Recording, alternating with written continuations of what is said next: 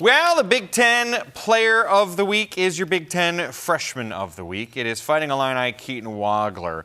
The last game he played, he scored 285 points against Purdue. It might have only been 46, but it felt like 285. He was out of his mind. The amount of records that he broke of versus a top 10 opponent, points scored in Mackey by a visitor in the history of the sport, Crazy. Let alone the fact that he's a freshman.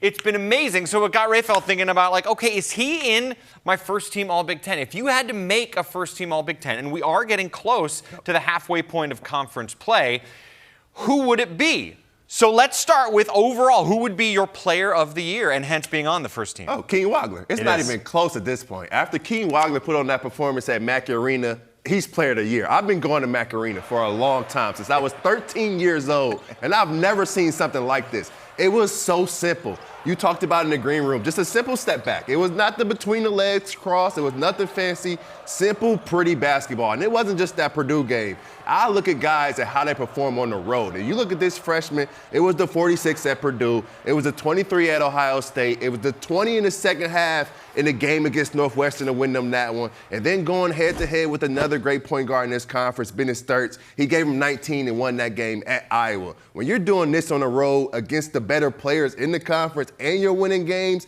and you're on the top 10 team in the country, freshmen or not, Keaton Waggler is your player of the year, averaging over 21 points in the conference per game. This kid is special. He has been phenomenal. And to think about it, coming into this year, his family was thinking about redshirting.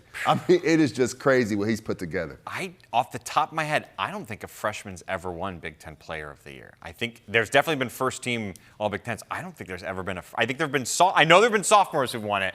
I don't think there's ever been a freshman. Wouldn't that be wild? Crazy. A guy who was the 150th recruit coming out of high school doing all that. Now, there are 4 more slots in your first team All Big Ten. One of them is, I assume, going to be last year's Big Ten Player of the Year. Yeah, right after Keaton Waggler, there's Braden Smith. And I was saying all game long, the winner of this game is going to be my player of the year. Because, Braden Smith was awesome in that game. Keaton Waggler just kind of overshadowed him with 46. But Braden still had 27 points, 10 assists. He's been phenomenal for the Boilermakers. He's been keeping the season alive for Purdue on the offensive end. The ball is in his hands the entire game. He's creating for himself, he's creating for teammates, and he's amped up the defense. I love that. I love when Braden Smith is in passing lanes, when he's playing hard, when he's giving energy to the rest of his guys. He's been playing at an All-American level, averaging 19 points, 9 assists in conference play. He just needs his other guys to get him going. But I always say, head-to-head matchups, is your team winning? Right now, Illinois is taking care of that business. 9 assists per game in conference play. Crazy.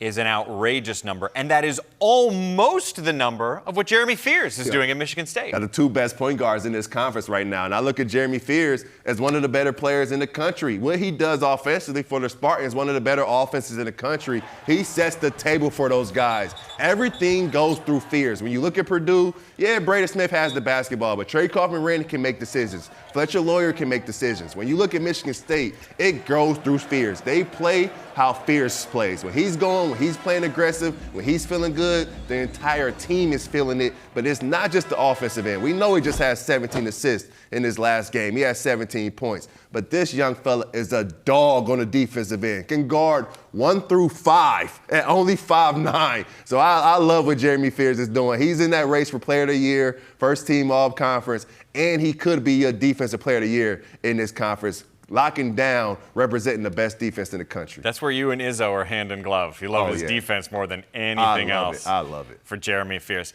We got to get a Husker in your first team All-Big Ten, I would assume. Yeah, Price Sanford. Price Sanford, with his ability, what he's done in the last few games, really making himself the go-to guy for the Cornhuskers. To start the season, maybe we thought it was Rink Maggs. Maybe we thought it was Braden Frager. Sam Hoiberg, one of the better glue guys in the country. But after watching that Minnesota game, I'm going with Price Sanford to be on my first team All-Big Ten.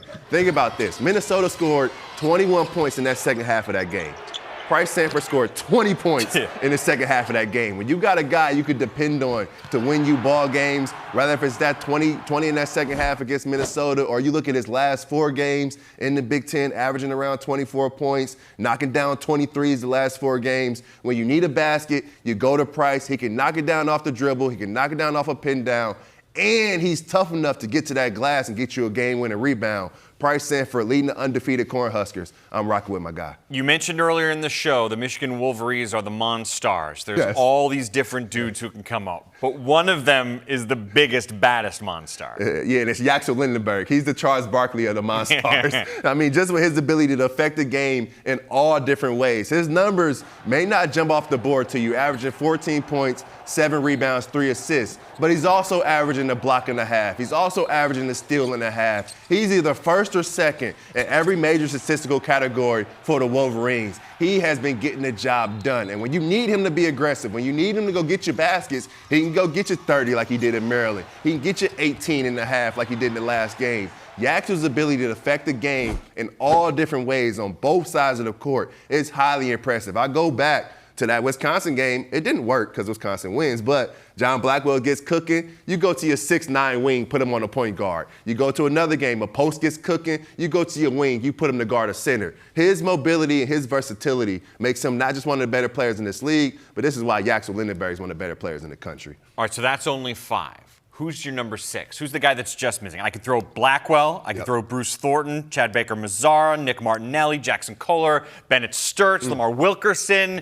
Who's the guy that just right now is on the outside looking in? It's John Blackwell. John Blackwell, what he's been able to do since that game winner at Minnesota has been incredible. He's been balling at a high level, and Wisconsin's been reaping the benefits of it. Wisconsin, don't look now, but they still have a chance to fight for a double bye in the Big Ten tournament and then make a deep push in the March. On the backs of John Blackwell, he's figured out how to play with Nick Boyd in that backcourt, and he's been able to just go score the ball. Don't worry about being a facilitator. Go score the basketball, play hard, no defense, put it both together, and it makes Blackwell one of the better players in this conference. So that's Rapheal's first-team All-Big Ten. So good he'll throw his pen at the end of this segment. What about his top freshmen in the league? If he's got to pick 5 guys who are playing better ball as freshmen than anybody else, I think I know one guy who's going to be on it.